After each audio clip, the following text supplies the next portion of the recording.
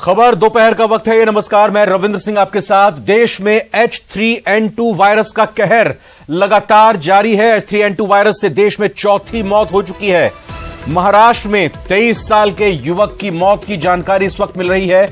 अब तक महाराष्ट्र के इस युवक को मिलाकर 4 मरीजों की H3N2 वायरस से मौत हो चुकी है। इससे पहले कर्नाटक, हरियाणा और गुजरात में 3 लोगों की जान चली गई थी। तो अंदाजा लगाइए कि एक जान कर्नाटक में गई, एक हरियाणा में गई, एक गुजरात में, और अब महाराष्ट्र के एक युवक की जान चली गई। यानी 4 राज्यों में 4 लोगों की जान जा चुकी है। H3N2 वायरस देश में 4 जान का कारण बन चुका है।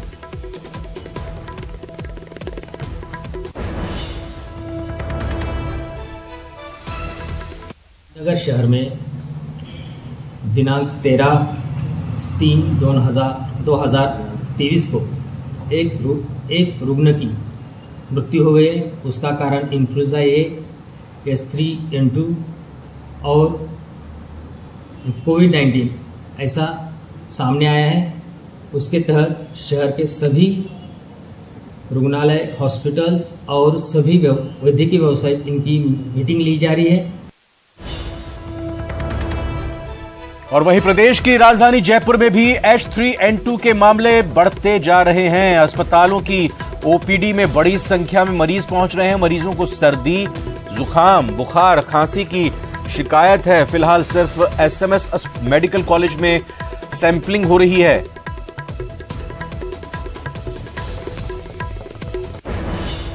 इसके लक्षण में क्या होता है कि फीवर, कफ, बॉडी एक, सोर थ्रोट, मसल एक, मेंटल कंफ्यूजन आदि सिम्टम्स रहते हैं। बॉडी फीवर कई बार तेज आता है, 130 से 4 डिग्री तक बुखार आता है। मरीज को लगता है उसके गले में कुछ अटक रहा है, या कई बार वो गले में दर्द इतना होता है कि वो अपना सलाइवा भी निकल नहीं पाता। और इसके बॉडी एक भी बहुत ज्यादा होता है, बस हाथ पे बिल्कुल टूटे टूटे से लगते हैं, कमजोरी लगती है, थोड़ा सा दिमाग ऐसा लगता है कि मैं वीक हो गया हूँ या मेरा दिमाग ढंग से काम नहीं कर रहा। हालांकि इस बीमारी से चिंतित होने की इजाजत वो नहीं है, क्योंकि इसके लीगल कॉम्प्लिकेशन नहीं दिखे। इसमें बुखार सामान्य 3 से 5 दिन में ठीक हो जाता है। अभी ये कहना गलत है कि यही पेशेंट्स पर्टिकुलर वायरस के फैल रहे हैं, लेकिन हाँ, निश्चित रूप से पेशेंट जो है, हम जो कहेंगे जिनमें खांसी, बुखार, जुकाम और बुखार की समस्या होती है, जो कि इन दिनों मौसम चेंज होने के साथ साथ मरीजों की तादाद बढ़ रही है, और इसलिए हमारे ओपीडी के अंदर पेशेंट्स की तादाद अभी गत दिनों में तेजी से बढ़ी है। तो आपकी सावधानी के लिए आपको जानकारियां दे देते हैं। H3N2 के लक्षण क्या हैं, इनको समझ लीजिए। तेज बुखार आता है, तेज सिर दर्द होता है, शरीर में दर्द होता है, गले में दर्द होता है, तेज खांसी होती है, सर्दी जुकाम हो जाता है। तो ये लक्षण है। अगर ये लक्षण होते हैं तो जांच कराइए जल्दी से जल्दी, और इसके बाद रिपोर्ट का इंतजार कीजिए। लक्षण के बाद बात H3N2 से बचने के लिए सावधानी क्या बरतनी चाहिए, वो भी सुन लीजिए, जान लीजिए। फ्लू वैक्सीन लगवाइए, संक्रमित व्यक्ति से दूरी बनाकर रखें, और जब घर से निकलें तो मास्क लगाएं। मास्क को बिल्कुल नजरअंदाज ना करें घर से निकलते वक्त। अगर बचना है इस तरह से किसी वायरस से, तो फिर मास्क लगाना जरूरी है। बार बार हाथ साफ करना चाहिए, क्योंकि हाथ में बहुत जल्द गंदगी लग जाती है, हाथ जहां तहां जाता है। तो इसलिए बहुत जरूरी है कि हाथ को साफ रखें, सैनिटाइज करें हाथों को।